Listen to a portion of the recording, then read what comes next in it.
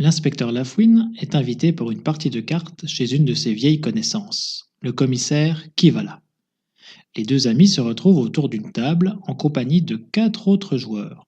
Le professeur tout méconnu, grand barbu à l'air sévère, le sapeur-pompier y a pas le feu, petit homme vif et bavard, l'énorme cantatrice Bianca Castafiore et l'informaticien Garovirus, qui ne voit rien sans ses lunettes au verre épais.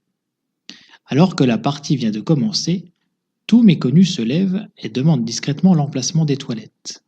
Il s'absente quelques minutes, puis revient prendre sa place autour de la table. Peu après, Bianca se lève à son tour en renversant son fauteuil et en criant « Ciel, j'ai oublié Mirza, mon adorable caniche dans la limousine !» Elle quitte précipitamment la pièce et regagne sa place au bout d'un bon quart d'heure, en compagnie de l'affreux cabot. « La partie va enfin reprendre !» soupire Lafouine quelque peu agacé.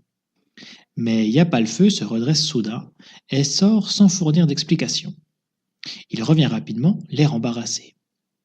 Il devient très difficile de jouer avec tous ces déplacements, se plaint Kivala. C'est pourtant au tour de Garovirus de se lever, grommelant qu'il doit satisfaire les mêmes besoins pressants que tout méconnu.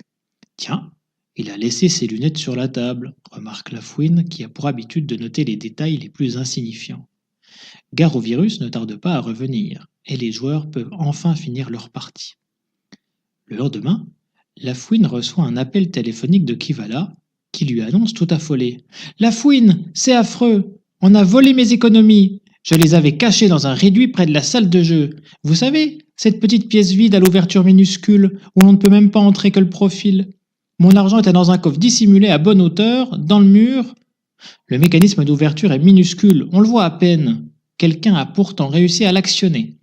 Le vol n'a pu avoir lieu qu'au cours de notre partie de cartes. Aidez-moi, Lafouine, ou je suis ruiné. » Lafouine réfléchit quelques secondes puis répond.